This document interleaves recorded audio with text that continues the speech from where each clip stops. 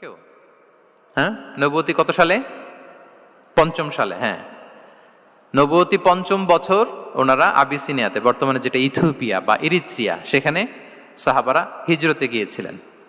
এবং আবিসিনিয়াতে এই যে হিজরতে গেল, তারা সবাই মিলে ফিরে এসেছিল মদিনায় কবে? এটা কি কেউ জানেন? আল্লাহু আকবার, মাশাআল্লাহ মাশাআল্লাহ। বসুন। খায়বার বিজয়ের দিন এসেছিলেন। আবিসিনিয়াতে যারা হিজরতে গিয়েছিলেন তারা মদিনায় ব্যাগ এন্ড ব্যাগেজ সবকিছু নিয়ে খায়বার বিজয়ের সময়, মানে সপ্তম হিজরিতে এসেছিলেন। তো রাসূল সাল্লাল্লাহু আলাইহি ওয়াসাল্লাম যখন মক্কা থেকে মদিনায় হিজরত করলেন, সব সাহাবারা মদিনায় চলে আসছেন। মদিনায় এখন একটা ইসলামিক সোসাইটি, ইসলামিক স্টেট। বদরের যুদ্ধে মুসলমানদের বিজয়, খন্দকে বিজয়, খন্দক তো পঞ্চমে। তারপরে ওনারা কেন আসে না বলেন তো? আসেনি। সপ্তম হিজরিতে এসেছেন। জাফর রাদিয়াল্লাহু তাআলা আনহুর নেতৃত্বে, সাইয়েদনা আলী রাদিয়াল্লাহু তাআলা আনহুর আপন ভাই, বড় ভাই, ওনার নেতৃত্বে যখন সপ্তম হিজরিতে ওখানে যাওয়ার 15 বছর পর যখন তারা সবাই ফিরলেন, রাসূল সাল্লাল্লাহু আলাইহি ওয়াসাল্লাম এত খুশি হলেন, তিনি বললেন, মা আদরি বিআইয়িহিমা আনা আফরাহ বিফাতহি খাইবার আও বিকুদুমি জাফর। আমি কোনটাতে বেশি খুশি আজকে আমি জানি না, খায়বার বিজয়ে বেশি খুশি না আমার ভাই জাফরকে পেয়ে বেশি খুশি। আল্লাহু আকবার, এত খুশি হয়েছিলেন।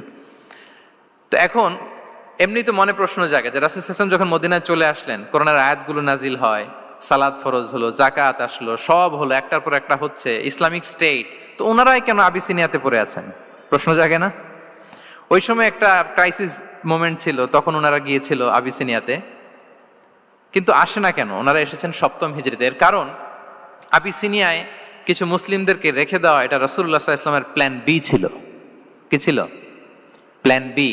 রাসূল সাল্লাল্লাহু আলাইহি ওয়াসাল্লাম অপেক্ষা করছিলেন যে মদিনাকে প্রথমে ইন্টারনাল যত থ্রেট আছে এগুলো থেকে মুক্ত করতে হবে, এরপরে মদিনাকে যত এক্সটার্নাল থ্রেট আছে এগুলো থেকে মুক্ত করতে হবে। সব যখন মুক্ত করে উনি দেখলেন যে না, মদিনা সেফ জোন, এখন আর আলাদা একটা বেজ, একটা এক্সট্রা সেফ জোন বা এডিশনাল বেজ আমার কোথাও দরকার নাই, তখনই তিনি লোক পাঠালেন যে যাও, জাফরের নেতৃত্বে আবিসিনিয়ায় যারা হিজরত করেছে তারা সবাই মদিনায় চলে আসো। সুবহানাল্লাহি বিহামদি। তাহলে একটা প্ল্যানে কাজ করতেন না। আমরা তো এরকম করি, একটাই প্ল্যান। প্ল্যান কয়টা? এটা যদি ওয়ার্ক না করে শেষ, আমু নাই, সালাও নাই। কিন্তু রাসূলুল্লাহ সাল্লাল্লাহু আলাইহি ওয়া আলিহি ওয়াসাল্লামের প্ল্যান এ ছিল, প্ল্যান বি ছিল, প্ল্যান সি ছিল। প্ল্যান এ ওয়ার্ক না করলে প্ল্যান বি তে যেতেন, বি ওয়ার্ক না করলে সি তে যেতেন, এইভাবে তিনি কাজ করতেন। তাহলে এটা হচ্ছে বেসিকলি ভিশন ওরিয়েন্টেড মাইন্ডসেটের অধিকারী যারা, তারা এটা করে, যারা ফিউচারকে অ্যান্টিসিপেট করতে পারে, আগাম অনুভব করতে পারে যে কি হতে পারে সামনে। এই যে বাংলাদেশের বিভিন্ন প্ল্যান পরিকল্পনায় আমরা দেখা যায় যে এখান দিয়ে একটা ব্রিজ করে পরে ভাঙতে হয়, রাস্তা একটা তৈরির পরে ভাঙতে হয়, কোথায় এক টানেল হয়ে আছে প্রতি মাসে মাসে এখন লস হয়, তারপর 1 ঘন্টা বৃষ্টি হলে পুরো ঢাকা শহর এটা বন্যা হয়ে যায়। এগুলো হচ্ছে একাধিক প্ল্যান না থাকা, ভিশনারি অ্যাটিটিউডের অধিকারী না হওয়ার কারণে এই ঝামেলাগুলো আমাদের হচ্ছে।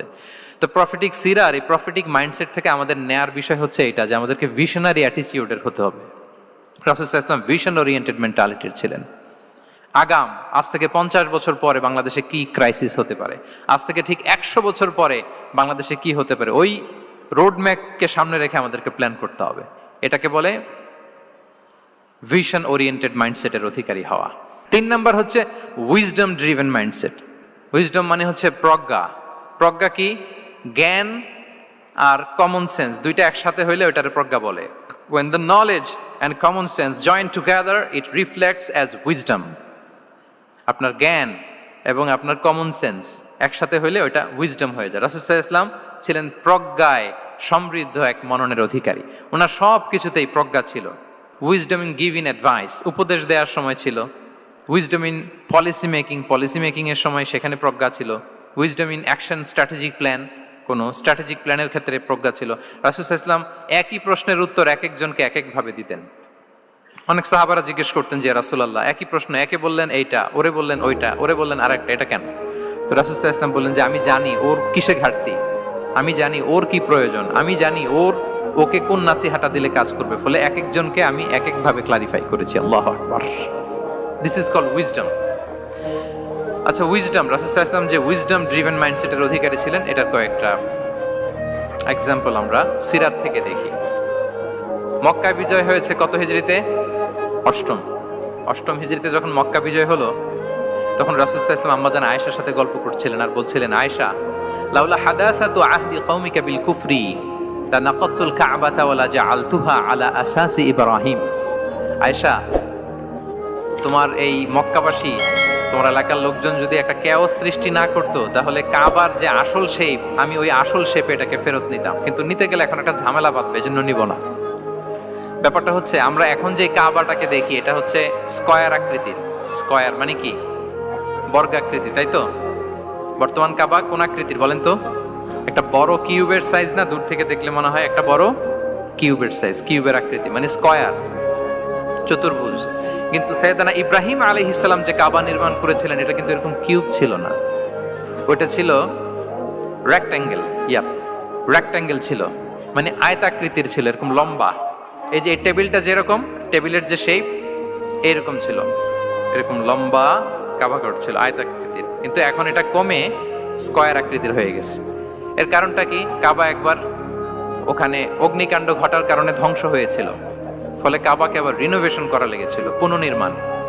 তো কোরাইশরা সিদ্ধান্ত নিয়েছিল, কাবা পুনর্নির্মাণে আমরা কোনো হারাম টাকা ইউজ করব না, যার কাছে যত হালাল টাকা আছে নিয়ে আসা হলো। কিন্তু হালাল টাকা যতটুকু জমা হয়েছে, এটা দিয়ে পুরো কাবা নির্মাণ হয় না, অর্ধেক হয়। ফলে কাবা যে আয়তাকৃতির ছিল সেটা না হয়ে গেছে কি বলেন, বর্গাকৃতির, মানে স্কয়ার। ওই স্কয়ার কাবাই আজ পর্যন্ত রয়ে গেছে। কিন্তু ওই যে আয়তক্ষেত্রের যে শেপের মধ্যে যতটুকু জায়গা বাকি ছিল, ওইখানে দেখবেন একটা ক্রিসেন্টের মতো আছে, হেজরে ইসমাইল, হাতিমে কাবা বলে। ওইটার ভিতরে নামাজ পড়া আর কাবার ভিতরে নামাজ পড়া একই হুকুম। ওইটার ভিতরে নামাজ পড়া আর কাবার ভিতরে নামাজ পড়া কি একই হুকুম। ফলে ওই হাতিমের ভেতরে ফরজ সালাত আদায় হয় না, নফল সুন্নাত পড়া যায়। এমনকি কাবার ভেতরেও ফরজ সালাত আদায় করলে আদায় হবে না, কারণ নামাজের ফরজের মধ্যে একটা ফরজ হচ্ছে ইলা জিহাতিল কাবা, টু দ্য ডাইরেকশন অফ কেবলা। আপনার কেবলা মুখী হইতে হবে না, আপনি তো কাবার ভিতরে ঢুকে গেছেন, এখন কাবা কোন দিকে? কাবা তো নাই, বের হইতে হবে, বের হয়ে কাবা মুখী হলে সালাত হবে। I think you got the point. তো তাহলে রাসূল সাল্লাল্লাহু আলাইহি ওয়াসাল্লামের উইজডম বা প্রজ্ঞাটা এখানে দেখেন। আম্মা জান আয়েশা রাদিয়াল্লাহু তাআলা আনহাকে উনি বললেন যে, আয়েশা, মক্কা তো বিজয় হলো, মক্কার কন্ট্রোল তো এখন আমার হাতে, চাইলে আমি কাবাকে ভেঙে সেই ইব্রাহিম আলাইহিস সালামের যে বেইজ এরকম লম্বা করে শেপ দিতে পারি, কিন্তু দিব না, কেননা দিলে মক্কা একটা ক্যাওস হতে পারে। কি হতে পারে? কারণ তারা একেবারে ভেরি রিসেন্ট মুসলমান হয়েছে, তারা না বুঝেই বলবে যে সেই আদি কাবা, মুহাম্মদ এই কাবার অপমান করেছে, কাবাকে ভুলুণ্ঠিত করেছে, সম্মানকে নষ্ট করেছে, এরকম একটা কোশ্চেন রাইজ করতে পারে। এজন্য আমি করলাম না। সুবহানাল্লাহ। This is called wisdom. এটাকে কি বলে? প্রজ্ঞা। এটাকে প্রজ্ঞা বলে। তাহলে আপনার জ্ঞান এবং আপনার কমন সেন্স দুইটা যখন কানেক্ট করে, তখন সেটা প্রজ্ঞা হয়। প্রজ্ঞার আরেকটা উদাহরণ যদি দেই সিরাত থেকে, রাসূল সাল্লাল্লাহু আলাইহি ওয়াসাল্লামের যে কনফ্লিক্ট রিজলভিং ক্যাপাসিটি ছিল, যখন কাবাকে পুনর্নির্মাণ করা হচ্ছে, তখন হাজরে আসওয়াদকে বের করা লেগেছিল, এবং রিনোভেশন শেষে আবার হাজরে আসওয়াদকে তার জায়গা মতো, মানে ব্ল্যাক স্টোন, যেটাতে চুমু দিলে মানুষের গুনাহ মাফ হয়ে যায়, হাজরে আসওয়াদ, চিনতে পেরেছেন না? ফলে অনেক বোনেরা যাদের জন্য হেজাব নিকাব মেনটেন করা হচ্ছে ফার্স, পর্দার কোনো বালাই নাই, পুরুষের সাথে ধাক্কা ধাক্কি করে তার শরীর মিশে যাচ্ছে, গা মিশে যাচ্ছে, ধাক্কা ধাক্কি করে একটা সুন্নতের জন্য ফরজকে স্যাক্রিফাইস করে ফেলতেছে। মানে ফোকাস ঠিক নাই আর কি, কোথায় যে কোনটা করতে হবে ওইটাই ভুলে গেছে। তো এই হাজরে আসওয়াদ পাথরকে আবার জায়গা মতো রাখতে হবে। এখন কে রাখবে এই নিয়ে মারামারি মক্কায়। বড় বড় চারটা গোত্র বলে, এই গোত্র বলে আমি রাখবো, এই গোত্র বলে আমি রাখবো, আরেক গোত্র বলে রক্তের গঙ্গা বইয়ে দেবো মক্কায়, কিন্তু এই সম্মান অন্যকে নিতে দিব না, কারণ ইটস ভেরি প্রেস্টিজিয়াস ইস্যু। যা আমাদের গোত্র এই ব্ল্যাক স্টোন হাজরে আসওয়াদকে নিয়ে জায়গা মতো রেখেছে, এটা কাউকে দিব না। তো সবাই যখন মারমুখী, তখন আল্লাহ রাসূল সাল্লাল্লাহু আলাইহি ওয়া আলিহি ওয়াসাল্লাম তিনি সমাধান দিলেন যে মারামারির দরকার নাই, একটা চাদর নিয়ে আসো। নিয়ে আসা হলো। 4 গোত্রের 4 লিডারকে বললেন, চাদরের 4 কোণা ধরো। 4 জন 4 কোণা ধরলো। রাসূল সাল্লাল্লাহু আলাইহি ওয়াসাল্লাম তিনি পাথরটা নিয়ে মাঝখানে রাখলেন। এবার 4 নেতাকে বললো, আসো, জাতীয় 4 নেতা চলে আসো, কাবার সামনে চলে আসলো। এরপরে আল্লাহ রাসূল সাল্লাল্লাহু আলাইহি ওয়াসাল্লাম ওনার মোবারক হাত দিয়ে, বরকতময় হাত দিয়ে হাজরা আসওয়াদকে নিয়ে নিজ হাতে রাখলেন। এবার সবাই হ্যাপি, কারণ অংশগ্রহণ করতে পারছে। আসলে মূল স্ট্যাটাস কিন্তু চলে গেছে রাসূলের দিকে, নাকি? ওরা তো এটা টাচও করতে পারে নাই, পারছে? ওরা চাদর ধরেই হ্যাপি, কিন্তু পাথরটা ধরেছিল কে? রাসূল সাল্লাল্লাহু আলাইহি ওয়াসাল্লাম। চাদরে রেখেছিল কে? রাসূল সাল্লাল্লাহু আলাইহি ওয়াসাল্লাম চাদর থেকে নিয়ে আবার কাবা ঘরে সেট করেছিল কে? রাসূলুল্লাহ সাল্লাল্লাহু আলাইহি ওয়া আলিহি ওয়াসাল্লাম। এভাবে উনি কনফ্লিক্ট রিজলভ করতেন থ্রু হিজ উইজডম, ওনার প্রজ্ঞার মধ্য দিয়ে। আমরা যদি তায়েফের ঘটনা দেখি, রক্তাক্ত হয়েছেন, পাহাড় রক্ষী ফেরেশতারা এসে বলেছে রাসূলুল্লাহ জাস্ট অর্ডার করেন, আমরা কোলাপস করব এমন ভাবে the entire Taif city will be collapsed, একেবারে স্ম্যাশ করে দিব, পাউডার হয়ে যাবে। রাসূল সাল্লাল্লাহু আলাইহি ওয়াসাল্লাম বললেন না, বাল আরজু আন ইউখরিজাল্লাহু মিন আসলাবিহিম মান ইয়াবুদুল্লাহা ওয়াহদাহু ওয়া লা ইউশরিকু বিহি শাইআ। তিনি বললেন না, ওদেরকে ধ্বংস করে দিও না, ওদেরকে ধ্বংস করলে লা ইলাহা পড়বে কে? সুবহানাল্লাহ, কি উইজডম ড্রিভেন ছিলেন উনি। উনি বলেন যে আমি আশা করি, প্রত্যাশা রাখি, দোয়া করি যে ওরা আমাকে প্রত্যাখ্যান করেছে, কিন্তু ওদের যে নেক্সট জেনারেশন, ওরা সাক্ষী দিবে আশহাদু আল্লা ইলাহা ইল্লাল্লাহ ওয়া আশহাদু আন্না মুহাম্মাদার রাসূলুল্লাহ। এবং তাই হয়েছে। এখন তায়েফে যান, চারদিক থেকে আল্লাহু আকবার ধ্বনিতে মুখরিত তায়েফ, এবং এত চমৎকার শহর, এটা একটা টুরিস্ট ডেস্টিনেশন হয়ে গেছে। সৌদি আরবিয়াতে যারা যায়, তায়েফ না গেলে লোকদের ভালো লাগে না। ঠান্ডা, সবুজ শ্যামল, রেইনফল হয়, ফলমূল পাওয়া যায়। আব্দুল্লাহ ইবনে আব্বাস রাদিয়াল্লাহু তাআলা আনহুর স্মৃতিধন্য মসজিদ আছে, অনেকগুলো ইউনিভার্সিটি আছে, ইসলামিক ইনস্টিটিউশন আছে। এই যে নয়নাভিরাম তায়েফ, এটা রাসূল সাল্লাল্লাহু আলাইহি ওয়াসাল্লামের উইজডমের ফসল।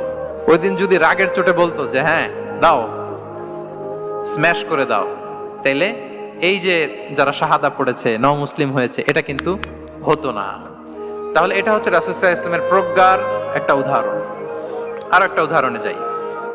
রাসূল সাল্লাল্লাহু আলাইহি ওয়াসাল্লাম যখন আকাবার দ্বিতীয় শপথ করে ফেললেন ইয়াসরিববাসীর সাথে, তখনও মদিনা হয়নি, তো তখন মদিনাবাসী বলল যে রাসূলুল্লাহ, আপনি তো এখনো হিজরত করবেন না, তো আমাদেরকে কোরআন শিখাবে কে, সালাত শিখাবে কে? আপনি একজন দায়ী পাঠান, আমাদের সাথে একজন টিচার দেন। রাসূল সাল্লাল্লাহু আলাইহি ওয়াসাল্লাম তখনও মদিনাতে হিজরতে যাননি, আমাদের সাথে একজন দায়ী পাঠাবেন। তো রাসূল সাল্লাল্লাহু আলাইহি ওয়াসাল্লাম একজনকে দায়ী হিসেবে পাঠিয়েছিলেন। বলেন ওই দায়ীর নাম কি? কি নাম? মুসআব ইবনে উমাইর রাদিয়াল্লাহু তাআলা আনহু, যিনি উহুদের যুদ্ধে শহীদ হয়েছিলেন, উনাকে পাঠিয়েছিলেন। দেখেন, উনি আবু বকর রাদিয়াল্লাহু তাআলা আনহুকে পাঠান নাই, পাঠিয়েছেন ওমর ফারুককে, ওসমান রাদিয়াল্লাহু তাআলা আনহু, আলী রাদিয়াল্লাহু তাআলা আনহু। কাউকে পাঠাইছেন? কারে পাঠালেন? মুসআবকে। এর কারণ হচ্ছে উনি দেখতে খুব স্মার্ট ছিলেন, খুব ড্যাশিং ফেসের অধিকারী ছিলেন, মক্কার এলিট ফ্যামিলির একজন যুবক ছিলেন, এবং উনি সবচাইতে দামি দামি পারফিউম কালেক্ট করে ওইটা দিতেন। উনি মক্কার কোনো রাস্তা দিয়ে হেঁটে গেলে লোকজন বুঝতো এই রাস্তা দিয়ে কিছুক্ষণ আগে হেঁটে গিয়েছে মুসআব ইবনে উমাইর। সুবহানাল্লাহ। আমরা বাংলায় বলি না যে আগে দর্শনদারি পরে গুণবিচারী? এই কথাটার সাথে পরিচিত আপনারা? আগে দর্শনদারি পরে গুণবিচারী। আল্লাহ তাআলা এক একজনকে আমাদেরকে এক এক অবয়বে সৃষ্টি করেছেন। হুয়াল্লাযী ইউসাউবিরুকুম ফিল আরহামি কাইফা ইয়াশা। আল্লাহর একটা নাম হচ্ছে তিনি আল মুসাউবির, দ্য ডিজাইনার। মায়ের গর্ভে থাকতেই আমাদের কার চেহারা, কার কণ্ঠস্বর, কার স্কিন কালার, কে কিরকম হব, সব ফিক্স তিনি ঠিক করে দিয়েছেন। এটা আল্লাহর দেয়া। কিন্তু রাসূল সাল্লাল্লাহু আলাইহি ওয়াসাল্লামের উইজডমের ব্যাপার হচ্ছে তিনি আবু বকর রাদিয়াল্লাহু তাআলা আনহু, ওমর রাদিয়াল্লাহু তাআলা আনহু, ওসমান আলী, কাউকে চুজ না করে কাকে পাঠালেন? মুসআব ইবনে উমাইরকে। যে তাকে দেখলেই সবাই আগে পাগল হয়ে যায়, মানে ইমপ্রেস হয়ে যায়। হ্যাঁ, ফার্স্ট ইমপ্রেশনটা তার খুব ভালো, খুব ভালো। উনি মুসআব ইবনে উমাইরকে পাঠালেন, এবং যেই প্ল্যান সেই কাজ। উনি যে পুরো মদিনা কাঁপায় ফেলছেন, মাশাআল্লাহ। মদিনার ঘরে ঘরে উনি ইসলামের বার্তা পৌঁছে দিয়েছেন, এবং স্বয়ং রাসূলুল্লাহ সাল্লাল্লাহু আলাইহি ওয়াসাল্লামের আগে তিনি মদিনাতে জুমার নামাজ পড়েছিলেন। কারণ জুমার বিধান আসছে, কিন্তু মক্কা এমন একটা ল্যান্ড যেখানে এখনো জুমা পড়া আবশ্যক হয় নাই, চারদিকে কুফর বেষ্টিত। তো রাসূল সাল্লাল্লাহু আলাইহি ওয়াসাল্লাম লোক পাঠিয়েছেন যে জুমার বিধান এসছে, মুসাব তুমি কিন্তু মদিনায় যারা আছে তাদেরকে নিয়ে জুমা পড়ে ফেলো। তো মুসাব রাদিয়াল্লাহু তাআলা আনহু স্বয়ং রাসূলুল্লাহ সাল্লাল্লাহু আলাইহি ওয়াসাল্লামের আগে রাসূল সাল্লাল্লাহু আলাইহি ওয়াসাল্লামের পারমিশন নিয়ে মদিনাতে জুমা কায়েম করে ফেলছে। সুবহানাল্লাহি ওয়া বিহামদিহি। দেখেন, উইজডম ড্রিভেন পার্সোনালিটির অধিকারী ছিলেন, প্রজ্ঞার অধিকারী ছিলেন। অন্য কাউকে পাঠাননি। কাকে পাঠিয়েছেন? মুসাব ইবনে উমাইর। তাহলে উনি যেই কাজটাই করতেন, যেটা বলতেন, যেটাতে এঙ্গেজ হতেন, এর নেপথ্যে প্রজ্ঞা ছিল। কি ছিল ভাই? উইজডম ছিল। আল্লাহ যেন সেই উইজডম আমাদেরকে দান করেন, আল্লাহ যেন সেই প্রজ্ঞা দিয়ে আমাদেরকে সমৃদ্ধ করেন। আমরা সবাই পড়ি আমিন। 4 নাম্বার হচ্ছে রিফর্ম সেন্ট্রিক মাইন্ডসেট। মানে রাসূল সাল্লাল্লাহু আলাইহি ওয়াসাল্লাম সংস্কারবাদী ছিলেন আর কি। ভুল ভাল দেখলে রিফর্ম করতেন, ইসলাহ করতেন, সংস্কার। এখন তো এই যে অনেকগুলো সংস্কার কমিটি হলো দেখলাম বাংলাদেশে, খুব সুন্দর, বিভিন্ন বিষয়ে সংস্কার হচ্ছে, এবং স্বাধীনতার পরে আমাদের বয়স তো আর বেশি না, মানে সব দলের লোকেরা মিলে একসাথে এরকম বসা, এরপর রাষ্ট্রীয় ইস্যু নিয়ে ডিসকাস করা, এরপর মাঝে মাঝে আবার ওয়ার্কআউট করা, আবার একটু মিষ্টি ঝগড়া করা, আবার একটু ফান করা, এই সব কিছুর মধ্য দিয়ে জাতির জন্য ভাবা, নতুন নতুন চিন্তা প্রণয়ন, that's very good, I do appreciate, এটা দরকার। এমন বাংলাদেশই তো আমরা চেয়েছিলাম, ঠিক কিনা বলেন? এই যে রিফর্ম হচ্ছে, এটা অ্যাপ্রিসিয়েবল। রাসূল সাল্লাল্লাহু আলাইহি ওয়াসাল্লামের কিন্তু এই রিফর্ম সেন্ট্রিক মাইন্ডসেট ছিল। অন্যায় দেখলে, ভুলভাল দেখলে, অসঙ্গতি দেখলে, ইনকনসিস্টেন্সি দেখলে শুধরে দিতেন। শুদ্ধাচার অভিযান চালিয়েছেন মক্কাতেও মদিনাতেও, রিফর্ম করতেন। সব খারাপকে তিনি ভালো দিয়ে পরিবর্তন করে দিতেন। আসুন সিরাতের আয়নায়, থ্রু দ্য লেন্স অফ সিরা, আমরা দেখি কিভাবে পরিবর্তন করতেন। রাসূল সাল্লাল্লাহু আলাইহি ওয়াসাল্লামের একটা আদত বা হ্যাবিট ছিল, তিনি কোনো ব্যক্তির বা কোনো স্থানের কোনো বাজে নাম বা খারাপ নাম দেখলে ওটা ভালো নামে চেঞ্জ করে দিতেন। মক্কা থেকে মদিনায় হিজরতের আগে মদিনার নাম ছিল ইয়াসরিব। কি ছিল? ইয়াসরিব মানে হচ্ছে প্রতিশোধ বা নিন্দা বা ক্ষোভ বা ভর্ৎসনা, সবগুলোই খুব বাজে মিনিং ডিনোট করে। রাসূল সাল্লাল্লাহু বললেন, আমি যেই শহরে হিজরত করব এই শহরের নাম ক্ষোভ, এই শহরের নাম হিংসা। এটা হইতে পারে? বলেন। রাহমাতাল লিল আলামিন, mercy and peace for the entire universe করে যাকে আল্লাহ পাঠিয়েছেন, উনি যেই শহরে থাকবেন ওই শহরের নাম প্রতিশোধের শহর। এটা হবে? উনি শহরের নাম চেঞ্জ করে দিলেন। উনি শহরের নাম দিলেন মদিনাতুন নবী। কি দিলেন? মদিনাতুন নবী, অথবা তওবা তয়্যিবা, চেঞ্জ করে দিলেন, পরিবর্তন করে দিলেন। এক এলাকায় যে বিষ্ণু ইসলাম দেখলেন যে গাছপালা হয় না, উনি বললেন মাসমু হাযিহিল আরদ, এই জায়গার নাম কি? সবাই বলে ইসমুহা গাদেরা। গাদেরা মানে হচ্ছে মাকান লা নাবাতা ফিহি ওয়ালা শাজার, এমন জায়গা যেখানে ঘাস লতাপাতা কিছুই জন্মায় না। রাসূল সাল্লাল্লাহু আলাইহি ওয়াসাল্লাম বললেন, এই জন্যই তো ঘাস জন্মায় না, নাম তো রাখছো খুব বাজে একটা নাম। রাসূল সাল্লাল্লাহু আলাইহি ওয়াসাল্লাম বললেন, আজ থেকে এলাকার নাম গাদেরা নয়, এলাকার নাম আজকে থেকে খাদেরা। কি নাম? খাদেরা মানে কি বলেন? সবুজ, গ্রিন, এভারগ্রিন, সবুজ শ্যামল। এবং রাসূল সাল্লাল্লাহু আলাইহি ওয়াসাল্লাম যখন গ্রিন ল্যান্ড নাম দিয়ে দিলেন, এরপর থেকে সবুজ শ্যামল করে আল্লাহ জায়গাটাকে বরকতময় করে দিলেন। Changing names. এক সুন্দরী নারীকে বললেন মাসমুকি, কি নাম? বলে আসিয়া। আসিয়া মানে অবাধ্য। রাসূল সাল্লাল্লাহু আলাইহি ওয়াসাল্লাম বললেন, তুমি এত সুন্দরী, you are a beautiful lady, আর কি বাজে একটা নাম রেখেছো আসিয়া। তুমি আসিয়া কেন হবে? আজকে থেকে তোমার নাম জামিলা, মানে তুমি সুন্দরী, রূপবতী। সুবহানাল্লাহ, সুন্দর একটা নাম দিয়ে দিলেন। এক সাহাবীর নাম ছিল হাজান। হাজান মানে রাফ এন্ড টাফ, রুক্ষ। রাসূল সাল্লাল্লাহু আলাইহি ওয়াসাল্লাম বললেন, না, হাজান না, তোমার নাম আজকে থেকে সাহাল। কি নাম? সাহাল। সাহাল মানে সহজ। উনি বলেন, যেদিন থেকে সাহাল রাখছি এর আগ পর্যন্ত নাকি ওনার অসুস্থতা, রোগ বালাই একটার পর একটা লেগেই থাকতো। যেদিন থেকে সাহাল, ওই দিন থেকে উনি বলেন যে আল্লাহ তাআলা নবীর এই নাম চেঞ্জ করে দেওয়ার বারাকায় আমার পুরো জীবনের সব কাজকে আল্লাহ তাআলা সহজ করে দিয়েছে। তাহলে রিফর্ম সেন্ট্রিক মাইন্ডসেট, আমরাও খারাপ কিছু দেখলে ভালো দিয়ে পরিবর্তন করব। কি বলেন? আচ্ছা, এটা তো নাম চেঞ্জ করে দেয়া। এবার সোশ্যাল রিফর্ম তিনি কি কি করেছেন আমরা একটু দেখি। তিনি যখন যুবক, মক্কায় এক ইয়ামানি লোক ব্যবসা করতে এসে তার প্রোডাক্ট বিক্রি করার পরে, আস ইবনে ওয়াইল নামে এক লোকের কাছে বিক্রি করার পরে যখন দাম চাইতে গেল, আস বলে, আরে বেটা, আমরা মক্কার সন্তান, আমরা দাম দিব না। তো সে ভাবলো হয়তো আমার সাথে ঠাট্টা করেছে, হজের মৌসুম যাক, বেচাকেনা শেষ করে যাওয়ার পথে দামটা নিয়ে যাব। সে ফেরার দিন আবার গেল যে আমার তো জিনিসের দামটা আপনি দিলেন না। সে বলে, আমরা এই ভূখণ্ডের মালিক, আমরা দাম দেই না, এটা তো বড় জুলুম। সে কান্নাকাটি শুরু করলো। তার এই কান্নাকাটি দেখে আল্লাহ রাসূল সাল্লাল্লাহু আলাইহি ওয়াসাল্লাম, ওনার চাচা জুবাইর ইবনে আব্দুল মুত্তালিব সহ ইয়াং স্টার যারা আছে, দ্য ইয়ুথ অফ মক্কা, তাদের সবাইকে নিয়ে একটা সোসাইটি করলেন। এই যে আমরা হালাফুল ফুদুলের নাম শুনি না, যেটা বাংলায় আমরা কি বলি? হিলফুল ফুজুল। এই নামে তো অনেক সংগঠন আছে বাংলাদেশে। কি বলেন? যুবকরা কোনো সংগঠন করলে কমনলি এই নামটা পছন্দ করে, হিলফুল ফুজুল। আসলে এটার মূল নাম ছিল হালাফুল মুত্তাইয়িবিন। তিব মানে হচ্ছে রং। রাসূল সাল্লাল্লাহু আলাইহি ওয়াসাল্লাম সবাই মিলে, তখন জাহিলি যুগে একটা কালচার ছিল, বালতি ভর্তি রঙের ভেতরে হাত ঢুকিয়ে দিত, দিয়ে এই রং সমেত হাতটা তারা পাথরের মধ্যে লাগাতো, সবার হাত ওইখানে দিত, মানে আমরা হাতে হাত রেখে কমিটেড, আমরা ঐক্যবদ্ধ হলাম। সেখান থেকে হয়েছে হালাফুল মুত্তাইয়িবিন, থেকে হালাফুল ফুদুল। ওনারা বলল যে না, আমরা সবাই থাকবো মাআল মাজলুমি দিদ্দা যালিম, আমরা মজলুমের পক্ষে থাকবো, জালিমের বিপক্ষে থাকবো। এবং যেই প্রতিজ্ঞা ওই কাজ, সবাই মিলে আস ইবনে ওয়াইলকে ধরলো, তার কাছ থেকে টাকা আদায় করে ওই ইয়ামানি ব্যবসায়ীর কাছে পৌঁছে দিয়ে তিনি মাজলুমকে সহায়তা করেছেন। সুবহানাল্লাহ। এবং এই টেন্ডেন্সি, এই জুলুম চাঁদাবাজি যেগুলো ছিল মক্কার জমিনে রাসূল সাল্লাল্লাহু আলাইহি ওয়াসাল্লাম এই সোশ্যাল রিফর্মের মাধ্যমে এটাকে সংস্কার করেছেন। তাহলে এই যে রিফর্ম সেন্ট্রিক আমাদের হইতে হবে। আমাদের সমাজেও এখন চাঁদাবাজি আছে না নাই বলেন, খুন খারাপি আছে না নাই, সামাজিক অনাচার।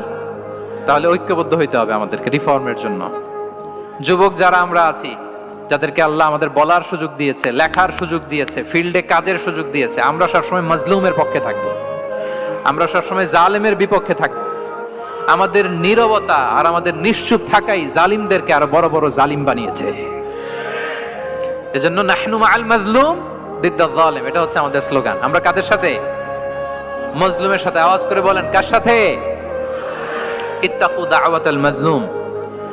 রাসূল সাল্লাল্লাহু আলাইহি ওয়াসাল্লাম বলেন, তোমরা মাজলুমের কান্নাকে ভয় করো, কেননা মাজলুমের কান্না আর আল্লাহর মাঝে কোনো ফারাক থাকে না, কোনো পর্দা থাকে না, বদদুয়া করলেই কবুল হয়ে যায়। তাহলে এভাবে রাসূলুল্লাহ সাল্লাল্লাহু আলাইহি ওয়া আলিহি ওয়াসাল্লাম তিনি সোশ্যাল রিফর্ম করেছেন। আমরা যদি ওনার পলিটিক্যাল রিফর্মের দিকে তাকাই, তাহলে দেখব যে আমরা যদি কনস্টিটিউশন অফ মদিনার কথা বলি, মদিনার কনস্টিটিউশন, এটা কিন্তু রাসূল সাল্লাল্লাহু আলাইহি ওয়াসাল্লাম করেছেন। মদিনা চার্টার, এত চমৎকার চার্টার পৃথিবী আর দেখেনি। ওইটা থেকেই এখন সব গোটা বিশ্বের সংবিধান। এই যে আমাদের সংবিধান সংস্কার কমিশন আছে না একটা, নিশ্চয়ই তারা ওইটা থেকে অনেক বেনিফিটেড হতে পারবেন। আমাদের যে মদিনা চার্টার রাসূল সাল্লাল্লাহু আলাইহি ওয়াসাল্লাম নিজে করা, এবং এটা একটা ইনক্লুসিভ চার্টার ছিল। মুসলিম, পেগানস, জুইশ, সব ধর্মের মানুষকে নিয়ে তিনি মদিনাতে ওয়ান উম্মাহ ঘোষণা দিয়েছিলেন। ওয়ান উম্মাহ, উই আর ওয়ান উম্মাহ। হোক তুমি পেগান মুশরিক, হোক তুমি জুইশ মানে ইহুদি, হোক তুমি মুসলিম, তুমি যেই ধর্মের হও না কেন, মদিনাকে রক্ষা করতে যে আমরা সবাই মিলে উম্মাহ ওয়াহিদা, আমরা সবাই মিলে কি উম্মাহ ওয়াহিদা। পৃথিবীর অনেক দেশ এই আইডিওলজিকে ধারণ করে হু হু করে এগিয়ে গিয়েছে। মালয়েশিয়াতে 3টা রেস, আমি তো প্রায় এক যুগ ওখানে, আমার 2টা ডিগ্রি ওখান থেকে, মাস্টার্স পিএইচডি। আমি কাছ থেকে তাদেরকে দেখার সুযোগ পেয়েছি। ওখানে মালয়েরা আছে, তামিলরা আছে, চাইনিজরা আছে, 3 জাতি মিলে ওদের স্লোগান হচ্ছে সাতু মালয়েশিয়া। মালয় ভাষায় সাতু মানে হচ্ছে ওয়ান, মালয় ভাষায় সাতু মানে কি ওয়ান। সাতু মালয়েশিয়া মানে আমরা হতে পারি চাইনিজ, হতে পারি তামিল, কিংবা হতে পারি মালয় ভূমিপুত্রা, কিন্তু সবাই মিলে দেশের স্বার্থে আমরা সবাই কি এক। এটাই লাগবে আমাদের নতুন বাংলাদেশে। জুলাই আপরাইজিং এর পরে আমাদের এই ঐক্যবদ্ধ থাকার বাংলাদেশ আমরা চাই কি চাই না বলেন? সাম্রাজ্যবাদকে রুখে দিতে, যে কোনো ষড়যন্ত্রকে রুখে দিতে ঐক্যবদ্ধ থাকার কোনো বিকল্প নাই, ঠিক কিনা বলেন? ঐক্যবদ্ধ থাকতে হবে আমাদেরকে, যেটা রাসূলুল্লাহ সাল্লাল্লাহু আলাইহি ওয়া আলিহি ওয়াসাল্লাম মদিনা চার্টারে আমাদেরকে শিখিয়েছেন যে আমরা ওয়ান উম্মাহ। তাহলে খারাপ নাম দেখলে চেঞ্জ করতেন, পলিটিক্যাল রিফর্ম করেছেন ওয়ান উম্মাহ গঠনের মধ্য দিয়ে। ফিনান্সিয়াল রিফর্ম যদি বলি, শুধু financial reforms by prophet Muhammad peace be upon him, এটা নিয়ে লম্বা কথা বলা যেতে পারে। শুধু একটা উদাহরণ দিয়ে শেষ করি। বিদায় হজের ভাষণে উনি সুদকে চিরতরে কবরস্থ করেছেন, সুদকে চিরতরে কবরস্থ করেছেন, এবং এটা অন্যের জন্য না, নিজের ঘর দিয়ে শুরু করেছেন। উনি বলেছেন যে এই হানাহানি রক্তপাত এটা বন্ধ, আমার গোত্রের একটা এরকম রক্তের দাবি আছে, এটা আমি শেষ ঘোষণা করলাম। এরপর বললেন যে সুদ কবর দিলাম, অন্য জায়গা থেকে না, আমার পরিবার থেকে। রাসূল ইসলামের চাচা স্বয়ং আব্বাস রাদিয়াল্লাহু তাআলা আনহুর অনেক সুদের ট্রানজাকশন ছিল, ইন্টারেস্ট, সুদের ব্যবসা ছিল। রাসূল সাল্লাল্লাহু আলাইহি ওয়াসাল্লাম বলেন আজকে থেকে এই সুদ আমি চিরতরে মাটির নিচে কবর দিয়ে দিলাম। আল্লাহু আকবার। দেখেন সোশ্যাল রিফর্ম। তাহলে পরিবর্তন করতে হলে আগে নিজের ঘর থেকে, আগে কোত্থেকে? নাকি ওই ফ্যামিলি থেকে? হ্যাঁ, আমাদের মধ্যে যেটা হয়, আমরা ওয়াজ নসিহত বা ভালো কথা শুনলেই এটাকে ধরে নিই যে এটা ওর জন্য, ওর জন্য, মানে প্রত্যেকটা ওয়াজই যে আমার জন্য হইতে পারে, প্রত্যেকটা নসিহাতের যে প্রাইম অডিয়েন্স আমি হইতে পারি, এইটা আমাদের মাথায় কেন যেন আসে না। আমরা কোনো ভালো নসিহত শুনলে আমরা ভাবি এটা আসলে সমাজে দরকার, ওর দরকার, আমার ভাইয়ের দরকার, কিন্তু এটা যে আমার দরকার, প্রতিটা নসিহাতের প্রথম অডিয়েন্স হওয়া দরকার কে? আমি নিজে। তাহলে পরিবর্তন শুরু করতে হবে নিজ থেকে। ওর এই সমস্যা, ওর এই সমস্যা, ওর এটা। আরে মিয়া, তোমার কি সমস্যা ওইটা বলো। শুধু ওর ওর না দেখে নিজেরটাও দেখতে হবে। দেখেন, অন্যের দিকে এক আঙ্গুল দেখালে নিজের দিকে কয় আঙ্গুল যায় বলেন তো? এই যে নিজের দিকে কিন্তু 3টা। আমি যদি এরকম করি তা আমার দিকে আসে 3টা। এজন্য নিজ থেকে, নিজের ফ্যামিলি থেকে আমরা সংস্কার শুরু করব। কি বলেন? ওমরে ফারুক রাদিয়াল্লাহু তাআলা আনহু যখন ফ্যামিলি মিটিং এ বসতেন, উনি ওনার সন্তানদেরকে বলতেন, শোনো, তোমরা খলিফাতুল মুসলিমিন, আমিরুল মুমিনিনের সন্তান, তোমাদের কোনো বাজে কাজ যদি সমাজে আসে, তোমাদের কোনো অন্যায় যদি আমার কানে আসে, অন্যের জন্য যা শাস্তি তোমাদের জন্য হবে ডবল শাস্তি। ওমর ফারুক সন্তানদেরকে বলতেন, তোমরা যদি কোনো ভুল করো, একটা যদি হদ কায়েম করা লাগে এমন অন্যায় যদি করো, একটা হচ্ছে আল্লাহর দেয়া হদ, আর একটা হবে আমি উমরের দেয়া হদ। আমার মতো খলিফাতুল মুসলিমিনের সন্তান হয়ে পাপ তুমি কেন করলে? দেখেন অন্যের বাচ্চা কি করছে, অন্যের, আমাদের তো ওই মেয়েটার সমস্যা, ওনার ছেলের সমস্যা, এগুলো আমার ছেলের যে কি অবস্থা, আমার পরিবারের যে কি হালাত, আমার স্ত্রীর যে কি দশা, ওইটা নিয়ে আমরা ভ্রুক্ষেপ করি না বা চিন্তা করি না। তাহলে সম্মানিত সুধীমণ্ডলী, আমরা পরিবর্তন শুরু করব কোত্থেকে? অন্যের বাড়িঘর থেকে নাকি? হ্যাঁ, কোত্থেকে? নিজ থেকে। আল্লাহ তাআলা আমাদেরকে তৌফিক দান করুন। 5 নম্বরে হচ্ছে ওপেন মাইন্ডেড।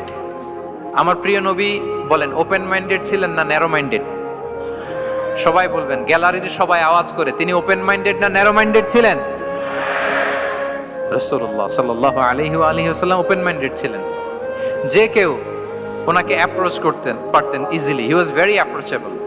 ছোট বড় আবাল বৃদ্ধ বনিতা ওনার সাথে কথা বলতে স্বাচ্ছন্দ্য বোধ করতো, ভয় পেত না। এজন্য সিরাতের পরতে পরতে দেখবেন এক শিশু এসে প্রশ্ন করে, নারী এসে প্রশ্ন করে, বৃদ্ধ এসে প্রশ্ন করে, বন্ধু এসে প্রশ্ন করে, শত্রু এসে কনভারসেশন করে, সবাই এসে ওনার সাথে কথা বলতে পারতো। সুবহানাল্লাহ। এবং এগুলো উনি অ্যাকোমোডেট করতে পারতেন। কি করতে পারতেন? অ্যাকোমোডেট করতেন। ছোট্ট একটা উদাহরণ দেই, আসির আল হালাবিয়া থেকে নেয়া একটা বিখ্যাত সিরাতের গ্রন্থ। বদরের যুদ্ধে রাসূল সাল্লাল্লাহু আলাইহি ওয়াসাল্লাম বদরের মাঠে সেনা ক্যাম্প স্থাপন করলেন। কি ক্যাম্প? সেনা ক্যাম্প স্থাপন করলেন। আল হুবাব ইবনুল মুনজির রাদিয়াল্লাহু তাআলা আনহু এক সাহাবী, উনি বললেন, ইয়া রাসূলুল্লাহ, এই যে সেনা শিবির যে এখানে স্থাপন করলেন, এটা কি আপনার নিজের ইচ্ছায় না আল্লাহর আদেশে? দেখেন, সেনাপতিরে কোনো সাধারণ সৈনিক এই প্রশ্ন করতে পারে? করলে চাকরি থাকবে? কিন্তু রাসূল সাল্লাল্লাহু আলাইহি ওয়াসাল্লামের কাছে সাহস নিয়ে আল হুবাব ইবনুল মুনজির বলে, ইয়া রাসূলুল্লাহ, এই যে সেনা শিবির স্থাপন করলেন, এটা কি আপনার ইচ্ছায় নাকি এটা ওয়াহী? রাসূল সাল্লাল্লাহু আলাইহি ওয়াসাল্লাম বললেন, না, এটা ওয়াহী না, এটা ওয়াহী না, বাল হুয়া রাই ওয়াল হারবু ওয়াল মাকিদা, না, এটা যুদ্ধের কৌশল হিসেবে আমি করেছি। আল হুবাব ইবনুল মুনজির বললেন, ইয়া রাসূলুল্লাহ, তাহলে সঠিক জায়গায় সেনা ক্যাম্প স্থাপন হয় নাই। রাসূলের দিকে তাকিয়ে বলতেছেন যে আপনি যেখানে করছেন ওখানে ঠিক হয় না ইয়া রাসূলুল্লাহ, আপনি অভয় দিলে আমি বলতে পারি কোথায় ঠিক হবে। রাসূল সাল্লাল্লাহু আলাইহি ওয়াসাল্লাম বললেন, তাই? আমি যেটা করছি এটা ঠিক হয় নাই, তাহলে কোনটা ঠিক বলো? উনি বললেন, ওই যে বদরে একটা কুয়া আছে যেখানে পানির ব্যবস্থা আছে, ওইটার সামনে ব্যারিকেড দিয়ে আমাদের শিবির করতে হবে, তাহলে আমরা বদরের কুয়া থেকে পানি খাইতে পারবো, সারাদিন পানি খাবো, আর কাফিররা যুদ্ধে তো মারা যাবে, পানির অভাবে মারা যাবে। সুবহানাল্লাহ পড়বেন না? রাসূল সাল্লাল্লাহু আলাইহি ওয়াসাল্লাম বললেন, আরে তাই তো, তুমি তো ঠিকই বলেছো, এভাবে তো আমি ভেবে দেখিনি। আবার তিনি অ্যানাউন্স করে দিলেন যে সেনা শিবির এখানে যেই তাবু টাঙানো হয়েছে এখান থেকে মুভ করে আল হুবাব যেখানে ইন্ডিকেট করেছে ঠিক ওই জায়গায় যে শিবির স্থাপন করো। তাহলে আওয়াজ করে বলুন, ওপেন মাইন্ডেড না ন্যারো মাইন্ডেড? আমরা অনেক সময় আমাদের অধীনস্থদের কথা শুনতে চাই না। অনেক সময় অধীনস্থদের মাথা থেকেও দারুণ দারুণ দুর্দান্ত আইডিয়া চলে আসতে পারে। ইগনোর করবেন না সব সময়, আপনি দেখবেন যে তার কাছ থেকে ভালো আইডিয়া এসছে কিনা। তাহলে রাসূল সাল্লাল্লাহু আলাইহি ওয়াসাল্লাম এটাকে ইগনোর না করে অ্যাকোমোডেট করলেন। সুবহানাল্লাহ। খন্দক যুদ্ধের কথা যদি দেখি, পরীক্ষা খননের অ্যাডভাইস কে দিয়েছিল? মক্কার কোন লোক? মদিনার? কে দিয়েছিল? সালমান আল ফারিসি। বাড়ি কোথায়? ইরান, পারস্য। হি ওয়াজ পার্সিয়ান বেসিক্যালি। তাহলে দেখেন, সেই পারস্য থেকে এসে বললেন যে এখানে পরীক্ষা খনন করলে ভালো হয়। 5.5 কিলোমিটার পরীক্ষা খনন করে ফেললেন। 4.5 মিটার প্রশস্ত, 3.5 মিটার হচ্ছে এটার ডেপথ। পুরো মদিনার সবাই মিলে এটা করে ফেললেন। তার মানে আমি সব বুঝি, আমি সব জানি, এই মেন্টালিটি থেকে আমাদের বেড়ে আসতে হবে। এটা হচ্ছে একটা ন্যারো মাইন্ডেড পার্সোনালিটির অধিকারী, যে আমি যেটা বলছি ওইটা, এটার পরে কোনো কথা নেই, এটা ভুল। বরং আমার টিমের মধ্যে থেকে যদি কোনো ভালো অপিনিয়ন আসে সেটা আমি রিভাইজ করব। কি বলেন, করা যাবে না? তাহলে ওপেন মাইন্ডেড পার্সোনালিটি ছিলেন রাসূলুল্লাহ সাল্লাল্লাহু আলাইহি ওয়াসাল্লাম। 6 নম্বর মাইন্ডসেট হচ্ছে এন্টারপ্রেনার মাইন্ডসেট। এন্টারপ্রেনার, এখন তো এটা আপনারা সবাই খুব বেশি শোনেন, এন্টারপ্রেনারশিপ, এন্টারপ্রেনার মাইন্ডসেট আসলে অনেক কিছুর সমন্বয় হয়। 1 নম্বর, যার প্রোঅ্যাক্টিভ অ্যাটিটিউড যাদের থাকে, solution focused, not problem focused. Problem সৃষ্টি হইলে ওইদিকে ফোকাস না করে কিভাবে সলিউশন করা যায় ওইদিকে ফোকাস করতেন। এরপর যে হিউম্যান রিসোর্সের ভালো ম্যানেজ করতে পারে, রিসোর্স কম কিন্তু to take the best out of this resource. অনেকে দেখবেন যে ছোট্ট জিনিসকে অর্গানাইজ করে এত সুন্দর প্রেজেন্টেশন করে, আবার অনেকের অনেক আছে কিন্তু সেটাকে প্রেজেন্ট করতে পারে না, এরকম আছে না নাই? রাসূল সাল্লাল্লাহু আলাইহি ওয়াসাল্লাম অল্প রিসোর্স দিয়ে অনেক বড় কিছু অ্যারেঞ্জ করতে পারতেন, সুবহানাল্লাহ। এবং he was a very good talent hunter. রাসূল সাল্লাল্লাহু আলাইহি ওয়াসাল্লাম একজন চৌকস ট্যালেন্ট হান্টার ছিলেন। He was a very good observer. সাহাবীদের কার কি ট্যালেন্ট এটা তিনি নোট করতেন। যার যে দক্ষতা তাকে তার ওই দক্ষতা দিয়ে ইসলামের সেবা করতে উৎসাহ দিতেন। যখনই কোনো প্রতিভাবান সাহাবীকে তিনি দেখেছেন, তিনি ইসলামের জন্য সেই প্রতিভাকে কাজে লাগানোর চেষ্টা করেছেন। একজনকে দিয়ে সবটা করেননি। আমাদের সমাজে এই একটা ভুল ধারণা আছে, আমরা অনেকে একজনের কাছ থেকে সব কামনা করি। একজন সব করতে পারে না, পারে?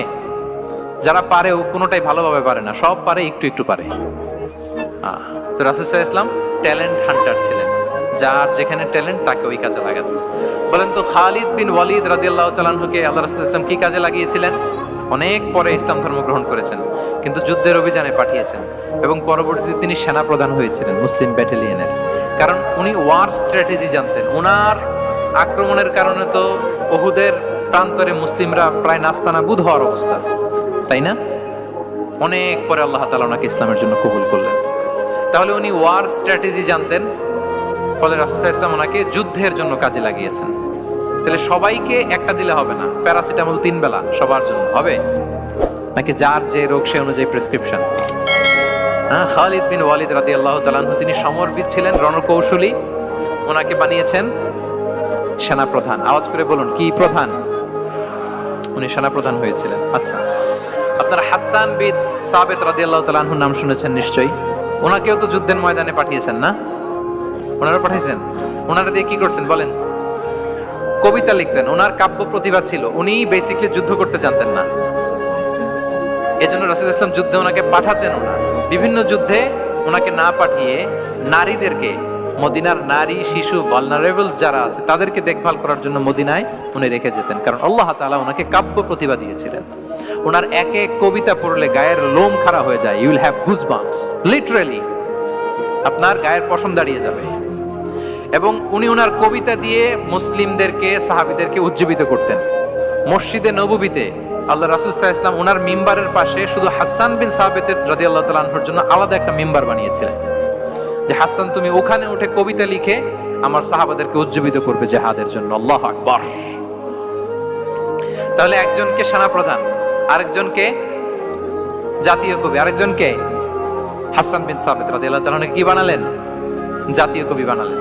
আচ্ছা, হুযাইফা ইবনে ইয়ামান রাদিয়াল্লাহু তাআলা আনহু, উনার ছিল ডিটেকটিভ মাইন্ড, এজন্য উনাকে রাসূল সাল্লাল্লাহু আলাইহি ওয়াসাল্লাম মদিনার গোয়েন্দা বিভাগের প্রধান বানিয়েছেন, হেড অফ ডিটেকটিভ ডিভিশন। হুযাইফা ইবনুল ইয়ামান ছিলেন মদিনার কি? হেড অফ ইন্টেলিজেন্স, গোয়েন্দা বিভাগের প্রধান। মুআয ইবনে জাবাল রাদিয়াল্লাহু তাআলা আনহু প্রশাসনিক কাজ খুব ভালো বুঝতেন। মদিনার সবচাইতে বড় সিনিয়র আমলা ছিলেন মদিনা রাষ্ট্রের। মদিনা রাষ্ট্রের সবচাইতে সিনিয়র আমলা মুআয ইবনে জাবাল রাদিয়াল্লাহু তাআলা আনহুকে রাসূল সাল্লাল্লাহু আলাইহি ওয়াসাল্লাম কবিতা লেখার দায়িত্বও দেন নাই, গোয়েন্দাগিরি করতে দেন নাই, ওনাকে ইয়ামানের গভর্নর করে পাঠিয়েছেন। সুবহানাল্লাহ। তাহলে যার যে যোগ্যতা তাকে সেই জায়গায় কাজে লাগানো, এটাকে বলে এন্টারপ্রেনাল মাইন্ডসেট। এটা কি বলে? এন্টারপ্রেনাল মাইন্ডসেট। আল্লাহ হাবিব সাল্লাল্লাহু আলাইহি ওয়াসাল্লামের এই মাইন্ডসেট ছিল। 7 নাম্বার মাইন্ডসেট হচ্ছে কনসিডারেট মাইন্ডসেট। কনসিডারেট মানে হচ্ছে সুবিবেচক, যার বিবেচনা আছে, অথবা যে অন্যের প্রতি সহানুভূতিশীল, উচ্চ বিবেকবোধ সম্পন্ন ব্যক্তিত্ব। রাসূল সাল্লাল্লাহু আলাইহি ওয়াসাল্লাম he was the man of 6 senses. ওনার 6টা সেন্স কাজ করতে একসাথে। কয়টা? আমাদের করে কয়টা? 5টা তো আল্লাহ দিছে, অনেকের 3টাও কাজ করে না। কোন দিক দিয়ে কি হচ্ছে দিন দুনিয়ায় নাই, সে একেবারে অন্য জগতের মানুষ। কি হচ্ছে চোখ কান খোলা নাই, কিছু জানা নাই। কিন্তু রাসূল সাল্লাল্লাহু আলাইহি ওয়াসাল্লাম he was man of 6 senses. চারদিকে কোথায় কি হচ্ছে, কার একটু অসুবিধা হয়ে যাচ্ছে, কার একটু সমস্যা, খুব অন্যের ব্যথায় ব্যথিত ছিলেন, অন্যের দুঃখে দুঃখী ছিলেন, অন্যের প্রতি সহানুভূতি ছিলেন। ম্যান অফ 6 সেন্সেস ছিলেন তিনি। সিরাত থেকে দু একটা উদাহরণ দেখেন। একবার রাতের নামাজ, সম্ভবত এশার নামাজ, খুব ছোট্ট করে শেষ করে দিলেন। তো সাহাবারা জিজ্ঞেস করলেন, ইয়া রাসূলুল্লাহ, নামাজ তো এত তাড়াহুড়ো করতে আপনাকে কখনো দেখিনি। তিনি বললেন, আমি নামাজের মাঝখানে এক ছোট্ট বাচ্চার কান্না শুনেছি। আনাস রাদিয়াল্লাহু বর্ণনা করেন যে কানা রাসূলুল্লাহ সাল্লাল্লাহু আলাইহি ওয়াসাল্লাম ইয়াসমাউ বুকা আস-সাবিয়্যি মা উম্মি। আমি যখন নামাজে ইমামতি করছি, পেছনে মহিলাদের কাতারের ওখান থেকে একটা ছোট্ট শিশুর কান্নার আওয়াজ আমার কানে আসলো। দেখেন কি সেন্স। তো আমার মনে হচ্ছিল বাচ্চার কান্নায় পেছনের কাতারে মায়ের বড্ড কষ্ট হচ্ছে, যে মাটা বাচ্চাটাকে নিয়ে এসছে উইমেন প্রেয়ার হলে, তাকে বাচ্চাটাকে ম্যানেজ করতে বা সামলাতে মায়ের বড্ড কষ্ট হয়ে যাচ্ছে আমার মনে হচ্ছে। এজন্য আমি নামাজটা একটু শর্টকাটে শেষ করে দিয়েছি। Could you imagine that? কি নবী আমরা পেয়েছি, কিরকম কনসিডারেট ছিলেন, কতটা সুবিবেচক ছিলেন, অন্যের প্রতি কতটা সহানুভূতিশীল ছিলেন তিনি, অন্যের যাতে কোনো সমস্যা না হয় এটা খেয়াল করতেন। মুআয ইবনে জাবাল রাদিয়াল্লাহু তাআলা আনহুকে মদিনার পাশেই এক মসজিদের ইমাম করে পাঠালেন। উনি ইমামতির দায়িত্ব পেয়ে একবার মাগরিবের নামাজে সূরা বাকারা তেলাওয়াত শুরু করলেন। তো ওনার হয়তো তেলাওয়াত করতে করতে একটা ইমোশন চলে আসছে, উনি তো সুরের ঝংকার দিয়ে তেলাওয়াত করতেছেন। এখন পিছনে যারা মুসল্লি ছিল এরা ছিল সব কৃষিজীবী সাহাবী। এরা কি ছিল? সারা দিন ওট দিয়ে খেজুর গাছে পানি দিয়ে জান যায় কোন রকম ফরজ পেরে যায় ঘুমাইতে হবে। এই সাহাবীরা যখন পিছনে দাঁড়াইছে আর উনি ধরছে কোন সূরা? সূরাতুল বাকারা। এখন ওনারা তো আর থাকতে পারে না, ওনার সাথে থাকতে না পারে এক সাহাবী নামাজ রেখে দিয়ে ডাইরেক্ট রাসূল সাল্লাল্লাহু আলাইহি ওয়াসাল্লামের কাছে, কারণ বড় হুজুর তো আছে মদিনায়, যে বিচার দিছে ইয়া রাসূলুল্লাহ দেখেন এমন একজনকে ইমাম করে অ্যাসাইন করেছেন, উনি মাগরিবের সালাতে সূরা বাকারা পড়ে, আর আমরা হচ্ছি কৃষিজীবী শ্রমজীবী সাহাবী, আমাদের তো এত বড় কেরাতের সাথে জয়েন করা সম্ভব না। রাসূল সাল্লাল্লাহু আলাইহি ওয়াসাল্লাম রেগে গেলেন, চেহারাটা আগুনের গোলার মতো লাল হয়ে গেল। মুআয ইবনে জাবাল রাদিয়াল্লাহু তাআলা আনহুকে ডেকে পাঠালেন, ডেকে বললেন আফাত্তানুন আনতা ইয়া মুআয, আফাত্তান, তুমি কি ফিতনা সৃষ্টি করতেছো? ওখানে পাঠাইছি কমিউনিটির ইউনিটি ধরে রাখার জন্য, তুমি ওখানে যে ফিতনা সৃষ্টি করতেছো। তুমি কি সাব্বিহ ইসমা রাব্বিকাল আ'লা এই সূরা তোমার মুখস্থ নাই? ওয়াদ-দুহা ওয়াল-লাইলি ইযা সাজা এটা পারো না? ওয়াশ-শামসি ওয়া দুহাহা এটা মুখস্থ নাই?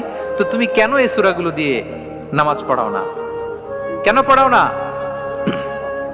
এরপর তিনি বললেন, যখন ইমামতির সুযোগ পাবে, সুযোগ পেয়ে লম্বা কেরাত ধরো না, ছোট্ট কেরাত দিয়ে নামাজ শেষ করো।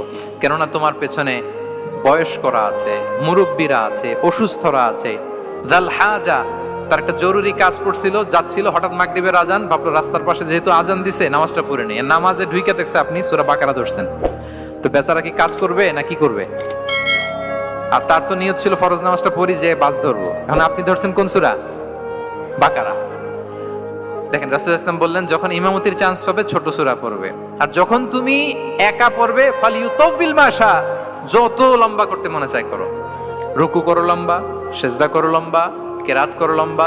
রাসূল সাল্লাল্লাহু আলাইহি ওয়াসাল্লাম তো রাতে আধা ঘন্টা 40 মিনিট প্রথম রাকাতে কেরাত পড়তেন, এরপরে আবার 40 মিনিট রুকুতে থাকতেন, রুকু থেকে দাঁড়ায় আবার 40 মিনিট, আবার সিজদায় যেয়ে 40 মিনিট, এরপরে সিজদা থেকে দুই সিজদার মাঝখানে আবার 40 মিনিট, 2 রাকাত দিয়ে এরকম রাতও শেষ করে দিয়েছেন। তো আপনার লম্বা যদি পড়তে মনে চায়, আপনি তো আপনার ব্যক্তিগত নফল সালাতে এভাবে লম্বা করবেন, কিন্তু আমাদের হয়ে গেছে উল্টা, একাকী নামাজ কোন রকম রুকু সিজদা এরকম হয়ে গেছে না অনেকটা। কিন্তু ইমামতির সুযোগ পেলে মাশাআল্লাহ, আল্লাহু আকবার, এইবার শুরু হয়েছে শাইখ সুদাইসির কণ্ঠে এই লম্বা করে। এখন পেছনে মুসল্লিদের কি দশা ওইটা আর আমরা খেয়াল করি না। আমাদেরকে অন্যের প্রতি সহানুভূতিশীল হতে শিখিয়েছে ইসলাম, কনসিডারেট হতে শিখিয়েছে, সুবিবেচক হতে শিখিয়েছে, যেটা রাসূল সাল্লাল্লাহু আলাইহি ওয়াসাল্লাম করেছেন। এবং রাসূল সাল্লাল্লাহু আলাইহি ওয়াসাল্লাম কোনো কাজে কাউকে পাঠালে ওনার বিখ্যাত সে বাণীটা বলে দিতেন যে ইয়াসসিরু ওয়ালা তুআসসিরু বাশশিরু ওয়ালা তুনাফিরু, সহজ করে উপস্থাপন করো, কঠিন করো না। সুসংবাদ দিও, মানুষকে দিন থেকে ভাগিও না। আমরা মানুষকে ভয় দেখাই, আমরা এত কঠিন করে ইসলামকে উপস্থাপন করি, মানুষ বলে আগে যেটা করতাম ওইটাই ভালো।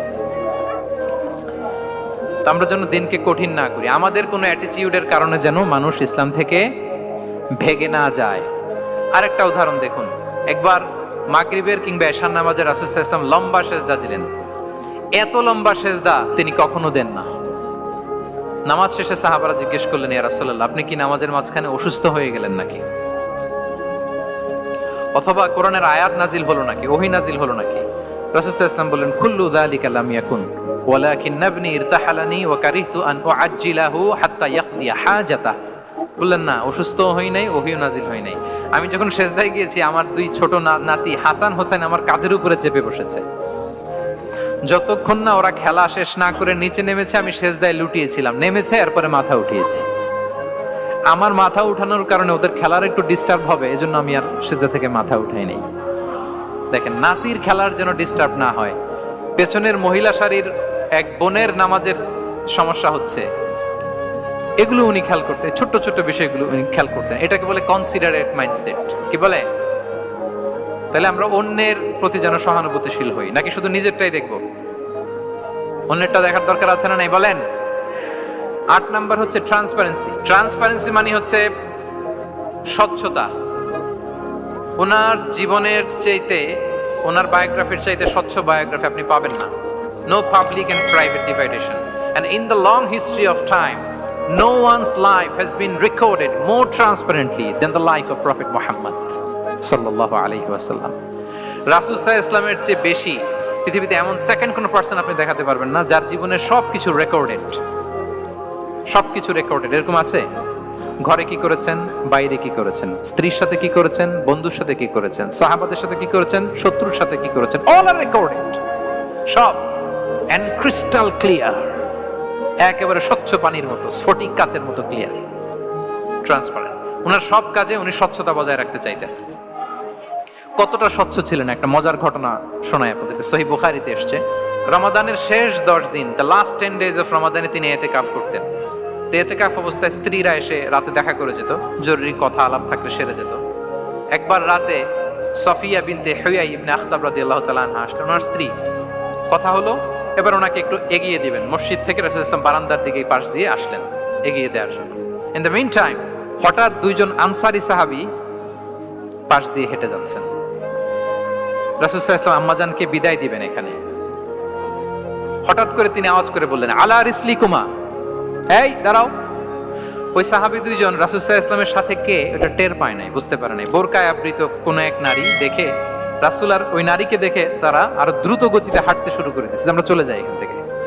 দেখেন রাসূল সাল্লাল্লাহু আলাইহি ওয়াসাল্লাম নিজের অবস্থানকে ট্রান্সপারেন্ট করার জন্য বললেন, আলা রিসলিকুমা, দাঁড়াও। দাঁড়ালেন। তখন রাসূল সাল্লাল্লাহু আলাইহি ওয়াসাল্লাম বললেন যে, ইন্নাহা উম্মুকুম সফিয়া, আমার পাশে যাকে দেখতে পাচ্ছ বলে দেয়া ভালো যে সে কিন্তু অন্য কোনো নারী নয়, সে তোমাদের মা উম্মুল মুমিনিন সফিয়া। সাহাবারা বলে, সুবহানাল্লাহ ইয়া রাসূলুল্লাহ, ইয়া রাসূলুল্লাহ, এ কেমন কথা? আপনি কেন আমাদের কাছে জবাবদিহি করতে যাচ্ছেন বা ক্লারিফাই করছেন? আপনার পাশে কোনো নারী এত রাতে যদি দাঁড়িয়ে থাকে, তিনি তো আমাদের মাদের মধ্যে থেকেই তো একজন হবেন, কেন আপনি বলতেছেন? তখন রাসূল সাল্লাল্লাহু আলাইহি ওয়াসাল্লাম বললেন যে, না, ইন্না শাইতানা ইয়াজরি মিনাল ইনসানি মাজরাদ দাম, শয়তান মানুষের রগে রগে চলাচল করে। ওয়া ইন্নী খাশিতু আইয়ুকযিফা ফি কুলুবিকুমা শাররান, আরেক বর্ণনায় আছে শাইআন, আমার ভয় হয় হয়তো শয়তান কোনো সন্দেহের উদ্রেক তোমাদের হৃদয়ে ঢুকাই দিতে পারে। সুবহানাল্লাহ। এজন্য আমি ক্লিয়ার করে দিলাম, এটা আমার বউ, আমার স্ত্রী, তোমাদের মা সফিয়া। দুজন সাহাবী যদি চলে যায়, এমন হতেই পারতো বাড়িতে যে একজন আরেকজনকে জিজ্ঞেস করতে পারতো যে, আচ্ছা নবীর পাশে যে কালো বোরকা পরা মহিলাটা ছিল দেখছো না, এটা কে? তখন একজন হয়তো বলতো, কে আর হবে, আমাদের মাই তো হবে, কোনো এক মা। আরেকজন বলবে, আমাদের উম্মুল মুমিনের কেউ ছিল নাকি অন্য কেউ? এরকম একটা হুট করে সন্দেহের উদ্রেক মাথায় আসতে পারে না যে ওনার স্ত্রী ছিল না অন্য কেউ ছিল? আসতে পারে কি পারে না বলেন? ওই সন্দেহের অবকাশটুকু রাসূল সাল্লাল্লাহু আলাইহি ওয়াসাল্লাম রাখেন নাই। উনি বলে দিলেন যে, এটা তোমাদের মা, এটা সফিয়া। এই সন্দেহের অবকাশের কোনো সুযোগ নাই। তাহলে রাসূল সাল্লাল্লাহু আলাইহি ওয়াসাল্লামের পুরো লাইফ ছিল ট্রান্সপারেন্ট, একেবারে স্বচ্ছ। তাহলে রাসূল সাল্লাল্লাহু আলাইহি ওয়াসাল্লামের লাইফ তিনি কত স্বচ্ছতার সাথে কাটিয়েছেন, এটা ক্লিয়ার না আমাদের সাথে? Transparent mindset. 9 নাম্বার হচ্ছে অ্যাপ্রিশিয়েটিভ, অর্থাৎ অন্যের প্রশংসা করা। আমরা অনেক সময় অন্য কেউ ভালো কাজ করলে অ্যাপ্রিশিয়েট করতে চাই না, আমরা গুণমুগ্ধ হই কিন্তু গুণগ্রাহী হতে চাই না, অন্যরে ক্রেডিট দিতে চাই না, তার ভালো কাজে স্বীকৃতি দিতে চাই না। হয়তো আমার দলের লোক না, বা আমার চিন্তার লোক না, বা আমার সার্কেলের লোক না, তার প্রশংসা করতে চাই না, তার গুণগ্রাহী হতে চাই না। এরকম মেন্টালিটি আমরা অনেকে ক্যারি করি না? রাসূল সাল্লাল্লাহু আলাইহি ওয়াসাল্লাম এটা করেননি। ভালো কিছু দেখলে মুসলিম হোক অমুসলিম হোক অ্যাপ্রিশিয়েট করতেন। Basically he develop the culture of appreciation. এটা আমাদের করতে হবে। আপনার ছেলে ভালো কিছু করেছে, অ্যাপ্রিশিয়েট করেন, ও কনফিডেন্স ফিরে পাবে। আপনার স্ত্রী ভালো রান্না করেছে, অ্যাপ্রিশিয়েট করেন, সে আনন্দিত হবে। আপনার বন্ধু ভালো কিছু একটা করেছে, তাকে ইন্সপায়ার করেন, অ্যাপ্রিশিয়েট করেন। রাসূল সাল্লাল্লাহু আলাইহি ওয়াসাল্লাম একবার এক বৈঠকে 8 জন সাহাবীকে 8টা কমপ্লিমেন্ট দিয়েছেন, 8টা অ্যাপ্রিসিয়েশন দিয়েছেন। তিনি বলেছেন, আরহাম উম্মতি বি উম্মতি আবু বকর। দেখেন 8 জন সাহাবীর 8টা গুণের বর্ণনা দিচ্ছেন। তিনি বললেন, আমার উম্মতের মধ্যে সবচাইতে রহম দিলের সাহাবী হচ্ছে কে? আবু বকর রাদিয়াল্লাহু তাআলা। এত রহম দিলের ছিলেন, উনি যখন আল্লাহ রাসূল সাল্লাল্লাহু আলাইহি ওয়াসাল্লামের ইন্তেকালের পরে মসজিদে নববীতে যখন নামাজে দাঁড়াতেন, কান্নার চোটে উনি কেরাতি পড়তে পারতেন না। কমপ্লেন করতো সাহাবারা যে আমরা তো কেরাত বুঝি না, একটু স্পষ্ট করে পড়েন, কান্না একটু থামান। কেন কাঁদতেন? কারণ উনি যখন নামাজে দাঁড়াতেন ওনার ফিলিংসটা হতো এরকম যে কাইফা আকুমু মাকামা রাসূলিল্লাহ, আমি রাসূলের জায়গায় কিভাবে দাঁড়াই, এখানে তো আমার রাসূল দাঁড়িয়ে ইমামতি করেছেন, আমি নবীর জায়গায় দাঁড়িয়ে কিভাবে নামাজটা পড়াই। এই অনুভব থেকে উনি যে কাঁদতে শুরু করতেন, এই কান্নার ধাক্কায় উনি আর তেলাওয়াতই আগাতে পারতেন না। আরহাম উম্মতি বিউম্মতি আবু বকর, আমার উম্মতের মধ্যে সবচাইতে রহম দিলের হচ্ছেন আবু বকর। ও আসাদুহুম ফি আমরিল্লাহি উমর, দেখেন প্রশংসা করতেছেন। আর আমার উম্মতের মধ্যে আল্লাহর দ্বীন বাস্তবায়নে সবচাইতে কঠোর হচ্ছে ওমর। মুনাফিকরা ওনাকে জমের মতো ভয় পেত, ইভেন শয়তান ভয় পেত। রাসূল সাল্লাল্লাহু আলাইহি ওয়াসাল্লাম বলেন, ওমর তুমি যদি এই রাস্তা দিয়ে হাঁটো, শয়তান যদি দেখতে পায়, শয়তান এই রাস্তা রেখে দিয়ে অন্য কোনো রাস্তা থাকলে ওইটা দিয়ে হাঁটে। সুবহানাল্লাহি ওয়া বিহামদিহি। আমাদের অনেক সময় এমন হয় না যে আমাদের বাচ্চারা, ছেলে মেয়েরা খেতে চায় না, আমাদের নাতি নাতনিরা খেতে চায় না, মায়েরা খাবার নিয়ে পেছনে পেছনে ঘুরে, আর তখন ভয় দেখায়, এই রাত্রিবেলা তাড়াতাড়ি খাও, ওই যে বাঘ আসবে বাঘ, বিড়াল আসবে বিড়াল, তাড়াতাড়ি না খেলে কিন্তু ভূত আসবে ভূত, এরকম বলেন আপনারা? বলেন না? এই দায়িত্ব তো আপনাদের কাঁধে থাকে না তো? ওই যে আমাদের বোনরা বলতে পারবে, বোনরা খাবার নিয়ে ঠিকই রাত্রিবেলায় বাচ্চাদের পেছনে পেছনে এরকম দৌড়াতে হয়। তো কি বলতে হয় যে এই ভূত আসলো ভূত, ওই যে বিড়াল আসলো বিড়াল, কুকুর আসলো, এইগুলো বললে বাচ্চারা আবার ভয় পায়, তাড়াতাড়ি করে খায়। তো মদিনাতেও মদিনার বাচ্চারা খেতে চাইতো না। তো খেতে না চাইলে মায়েরা ভূত আসতেছে ভাল্লুক আসতেছে এগুলো না বলে বলতো, হা হুয়া ইয়াতি উমর, ইয়াতি উমর, তাড়াতাড়ি খাও তাড়াতাড়ি খাও, ওই যে ওমর আসতেছে ওমর। সুবহানাল্লাহি ওয়া বিহামদিহি। ওয়া আশাদুহুম ফি আমরিল্লাহি উমর, আল্লাহর দ্বীন বাস্তবায়নে সবচেয়ে কঠোর ছিলেন ওমর রাদিয়াল্লাহু তাআলা আনহু। ওয়া আসদাকুহুম হায়াআন উসমান, সবচেয়ে লাজুক সাহাবী ছিলেন উসমান রাদিয়াল্লাহু তাআলা।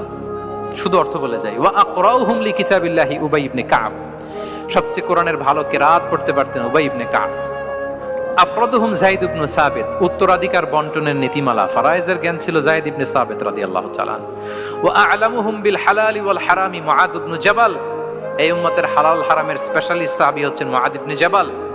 আলা ওয়া ইন্না লিকুল্লি উম্মাতিন আমিনান ওয়া আমিনা হাদিহিল উম্মাহ আবু উবাইদা ইবনুল জাররাহ, সব উম্মতের একজন বিশ্বস্ত লোক থাকে, এই উম্মতের সবচাইতে বিশ্বস্ত লোক হচ্ছে আবু উবাইদা ইবনুল জাররাহ। দেখেন 8 জন সাহাবীর 8টা গুণের কথা বললেন।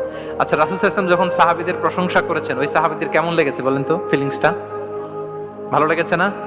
হৃদয়ে জুড়িয়েছে, ইন্সপায়ার্ড হয়েছেন, মোটিভেটেড হয়েছেন। সাহাবীদের মধ্যে সবচাইতে সুরেলা গলার কণ্ঠের অধিকারী ছিলেন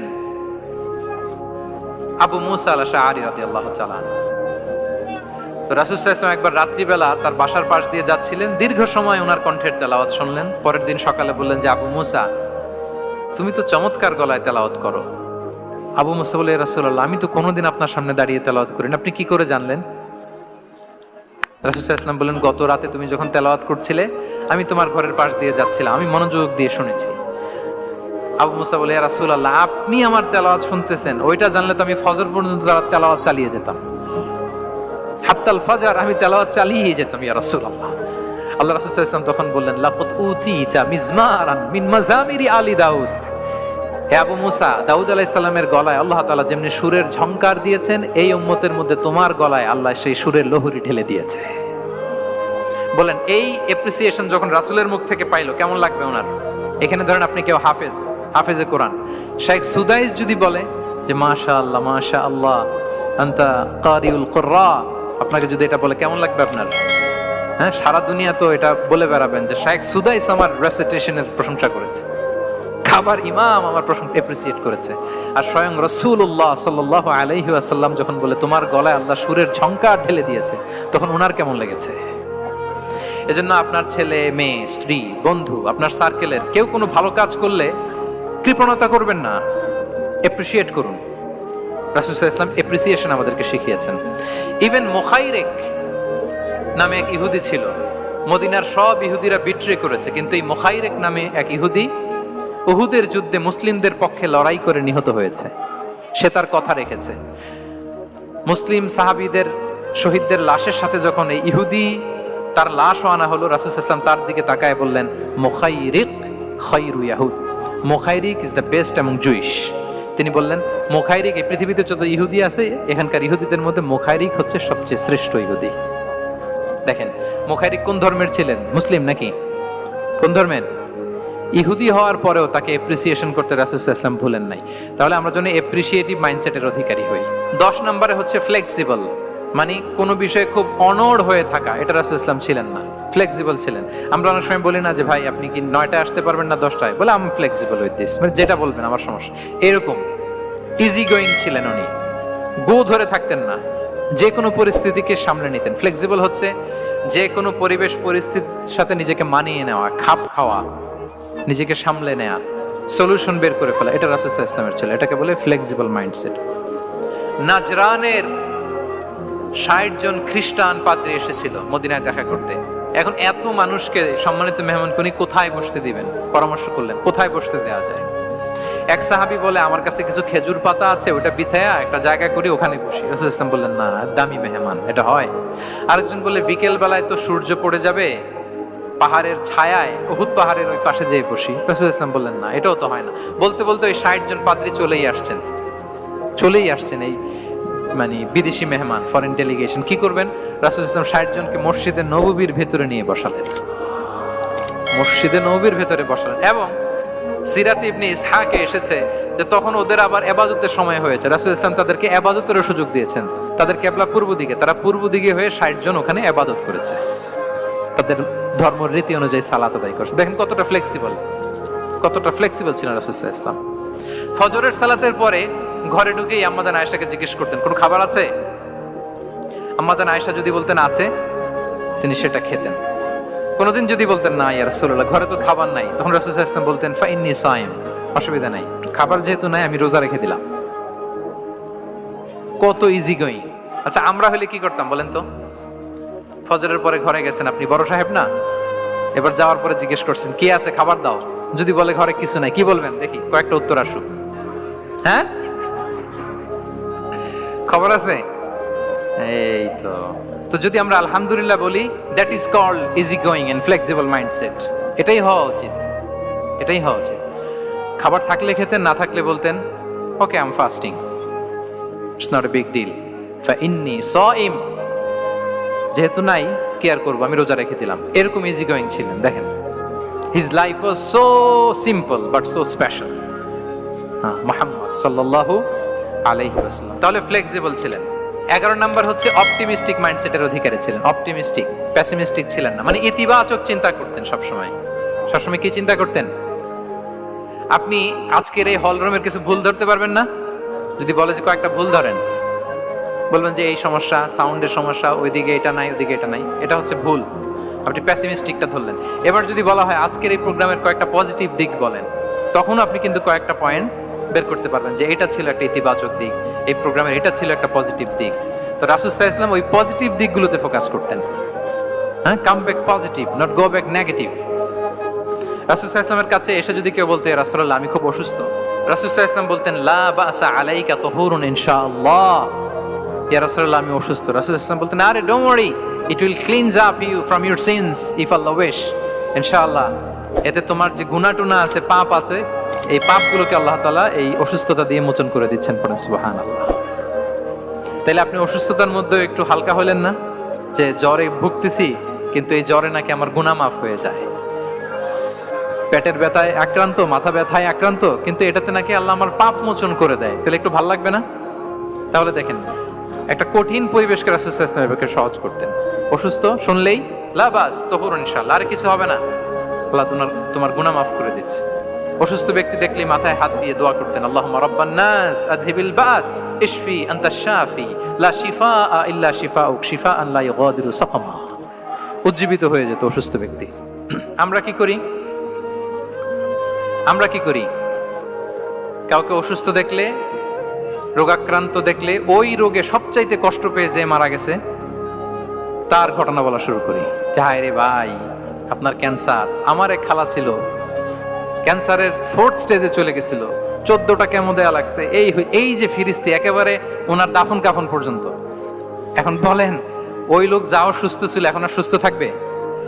কথা বলেন, থাকবে? একটা দিব্যি সুস্থ মানুষকে যদি আপনি বলেন ভাই আপনাকে দেখতে কেমন যেন একটু রোগা রোগা লাগতেছে, অসুস্থ নাকি? এরপরে প্ল্যান করে ধরেন আপনি বললেন, উনি আবার ওইদিকে যাওয়ার পরে আরেকজনকে প্ল্যান করে বলতে বললেন, ও বললো ভাই ব্যাপার কি, চেহারাটা কেমন শুকনা শুকনা, এরকম 5 জন বলার পরে ওই বিকেলে কাঁথা গায়ে দিয়ে শুয়ে ফেলবে বিছানায়। তবে আপনি অসুস্থ এমনি বানাই ফেলছেন। কিন্তু রাসূলুল্লাহ সাল্লাল্লাহু আলাইহি ওয়া আলিহি ওয়াসাল্লাম উনি বলতেন লাবাস লাবাস আলাইক তুহুরুন ইনশাআল্লাহ, আরে সুস্থ হয়ে যাবে। এজন্য দেখতে গেলে আপনি উৎসাহিত করবেন, বলবেন আরে ভাই আপনারা তো খুব সুস্থ লাগতেছে। কে বলছে আপনি অসুস্থ? অসুস্থতার কোনো ছোঁয়াই তো আপনার মধ্যে নাই। হ্যাঁ, you are looking very fine, চমৎকার লাগতেছে আপনার। কে বলছে? তো ভালো হয়ে যাচ্ছেন। এটা বললে উনি আশা পায়। আর আপনি যদি ওই রোগে সবচেয়ে কষ্ট পেয়ে যে মারা গেল, এই ঘটনা যদি ওনারে শোনান, উনি বাঁচবে বলেন? তাহলে আমরা মানুষকে উৎসাহিত করব, অপটিমিস্টিক হব, পেসিমিস্টিক হব না। এবার বলুন, হুনাইনের যুদ্ধে কুইজ, হুনাইনের যুদ্ধ কত হিজরিতে হয়েছিল? 8ম। হ্যাঁ, মাত্র 2-4 জন বলতেছে। আমাদের ওই যে হাসানা ফাউন্ডেশনের একটা সিরা অলিম্পিয়াড চলতেছে, এটাতে অংশগ্রহণ করতে হবে আপনাদের। আমরা প্রতিদিন একটা করে কুইজ জানান দিচ্ছি মানুষদেরকে, একেবারে সব মুখস্থ হয়ে যাবে ইনশাআল্লাহ। তাহলে 8ম হিজরিতে হাওয়াজিন বনু সাকিব গোত্রের বিশাল ব্যাটালিয়ন নিয়ে ওরা আসছে, এবং ওরা আসছে যে আমরা শুধু একা যাব না, আমাদের স্ত্রী বাচ্চা কাচ্চা, আমাদের যার ঘরে যত সম্পদ আছে সব নিয়ে মরুভূমিতে যাব। এটা নিয়ে যাব কেন? সবার মধ্যে যেন ইন্সপিরেশন আসে যে যদি আমরা হারি, আমরা সব শেষ, আমাদের সম্পদও নিয়ে যাবে। আর এগুলো রক্ষার জন্য হলেও মুহাম্মদের বিরুদ্ধে আমাদেরকে জয়লাভ করতে হবে। কি টেকনিক দেখেন! সব যখন নিয়ে দাঁড়াইছে বিশাল বাহিনী, এক সাহাবী এসে বলল, ইয়া রাসূলুল্লাহ, কালকে তো আমাদের খবর আছে, এই বাহিনীকে আমরা কি করে পরাস্ত করব? ইয়া রাসূলুল্লাহ, এসে দেখুন, পাহাড় থেকে দেখুন কত বিশাল বাহিনী। রাসূল সাল্লাল্লাহু আলাইহি ওয়াসাল্লাম দেখা মাত্রই বললেন, তিলকা গনিমাতুল মুসলিমিনা গাদান ইনশাআল্লাহ। আরবি যারা বোঝেন, যে it will be the war booty for the Muslim community tomorrow ইনশাআল্লাহ। আরে এগুলো তো আমরা সব গনিমত আকারে ব্যাগে কইরা মদিনায় নিয়ে যাব। এই যুদ্ধে জয়লাভ করে যা আছে এগুলো উটে করে ওয়ার বুটি হিসেবে মদিনায় নিয়ে যাব। বলার সাথে সাথে সাহাবীদের সব ভয় দূর হয়ে গেল, আবার প্রাণ ফিরে পেলেন, সজীব হয়ে উঠলেন, উজ্জীবিত হলেন।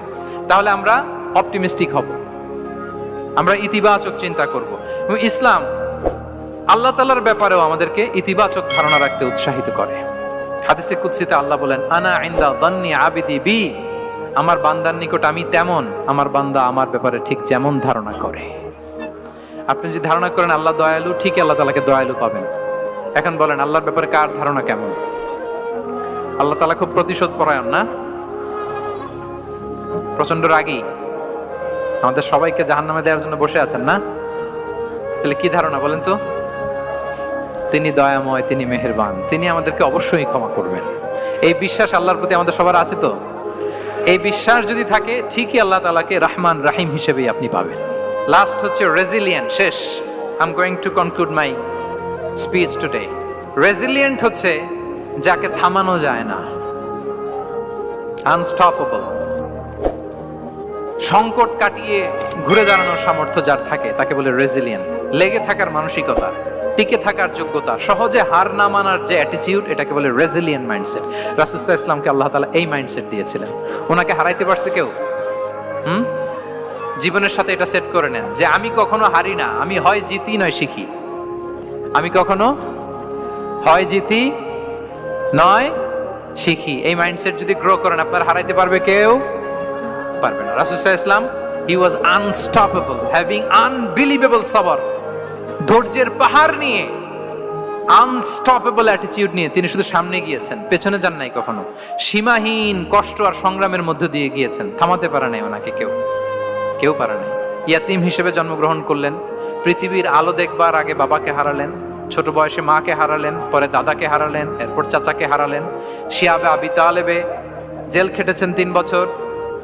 Physical torture, mental torture, life threat, হত্যা করার ষড়যন্ত্র হয়েছে। আল্লাহ তাআলা বলেছেন আজ রাতে হিজরত করো। ব্ল্যাক ম্যাজিক করা হয়েছে। লাবিদ ইবনুল আ'সাম, এক ইহুদিদের মিত্র, ওনাকে ব্ল্যাক ম্যাজিক করেছে। মারার জন্য খাদ্যে বিষ মিশিয়ে দেয়া হয়েছিল। বাজুর মাংস, খাসির বাজুর মাংস পছন্দ করতেন। খাইবারের এক ইহুদি নারী এই ছাগলের এই মাংসের মধ্যে বিষ দিয়েছিলেন। ইহুদিদের পক্ষ থেকে betray, treachery, conspiracy and what not, কি বাকি ছিল বলেন? ষড়যন্ত্রের এমন কোন ধরন ছিল না যেটা তারা বাকি রেখেছে। কিন্তু রাসূল সাল্লাল্লাহু আলাইহি ওয়াসাল্লামকে কি থামানো গিয়েছিল? বলেন, থামানো গিয়েছিল? গোটা বিশ্বব্যাপী উনি ছড়িয়ে দিয়েছিলেন লা ইলাহা মুহাম্মাদুর, so nothing can stop him. আমাদের যে লক্ষ্য, ওই লক্ষ্য পানে আমরা পৌঁছবই, আমাদেরকে কোনো কিছু থামাতে পারবে না ইনশাআল্লাহ। বলেন আমরা আমাদের লক্ষ্য পানে মানজালে মাকসাদে দৌড়ে দৌড়ে যাব। আমাদেরকে থামিয়ে দেয়া হলে আমরা হাঁটতে থাকব, সেখানে আমাদেরকে আঘাত করা হলে আমরা হামাগুড়ি দিয়ে সামনের দিকে যেতে থাকব, সেখানেও থামিয়ে দেওয়ার চেষ্টা করা হলে আমরা আমাদের মানজিলে মাকসিদের দিকে অপলক নেত্রে চেয়ে থাকব। আমাদেরকে কেউ থামাতে পারবে? রেজিলিয়েন্ট, অনর, অটল, আনস্টপেবল, এই মাইন্ডসেটের অধিকারী ছিলেন। ফলেই তিনি লা ইলাহার বাণীকে গোটা বিশ্বে ছড়িয়ে দিতে পেরেছেন। তাহলে আমরা রেজিলিয়েন্ট হতে চাই কি চাই না বলেন? সম্মানিত শুধু মোট কয়টা মাইন্ডসেট জানলাম? 12টা। এগুলোকে আমরা নিজেদের মধ্যে ধারণ করতে পারবো ইনশাআল্লাহ। কারণ রাসূল সাল্লাল্লাহু আলাইহি ওয়াসাল্লাম আমাদের জন্য যা নিয়ে এসেছেন ওইটাই আমাদের আঁকড়ে ধরতে হবে। যেটা বারণ করেছেন ওইটা থেকে আমাদের দূরে থাকতে হবে। যে আয়াত দিয়ে শুরু করেছিলাম সূরা হাশরে, রমা আতাকুমুর রাসূলু ফাখুযুহু ওয়া মা নাহাকুম আনহু ফানতাহু। নবী যা এনেছে ধরো, নবী যা বারণ করেছে সেগুলো ছেড়ে দাও। আমরা আল্লাহ তাআলার কাছে কামনা করি আমার নবী ওনার যে থট প্রসেসকে ডেভেলপ করেছেন, ওনার যে অ্যাপ্রোচ এন্ড মাইন্ডসেটকে ডেভেলপ করেছেন, আমরাও যেন আমাদের মাইন্ডসেটকে ঠিক ওইভাবে করতে পারি। আমাদের রাসূল সাল্লাল্লাহু আলাইহি ওয়াসাল্লাম যেভাবে চিন্তা করতেন, আমাদের ভাবনা এবং চিন্তার আঙ্গিনাও যেন ঠিক সেই রকম হয়। আমরা সবাই পড়ি আমিন। তার মাইন্ডসেট হবে আমাদের মাইন্ডসেট। কি বলেন? পারা যাবে তো ইনশাআল্লাহ? তাহলে কয়টা মাইন্ডসেটের কথা বলেছি? 1 নম্বরে কি ছিল? God centric. 2 নম্বরে ভিশন ওরিয়েন্টেড। 3 নম্বরে উইজডম ড্রিভেন। 4 নম্বরে রিফর্ম সেন্ট্রিক। 5 নম্বর ওপেন মাইন্ডেড। 6 নম্বর এন্টারপ্রেনার। 7 নম্বর কনসিডারেট। 8 নম্বর ট্রান্সপারেন্ট। 9 নম্বর অ্যাপ্রিশিয়েটিভ। 10 নম্বর ফ্লেক্সিবল। 11 নম্বর অপটিমিস্টিক এবং 12 নম্বর রেজিলিয়েন্ট। এটা ছিল রাসূল সাল্লাল্লাহু আলাইহি ওয়াসাল্লামের মাইন্ডসেট।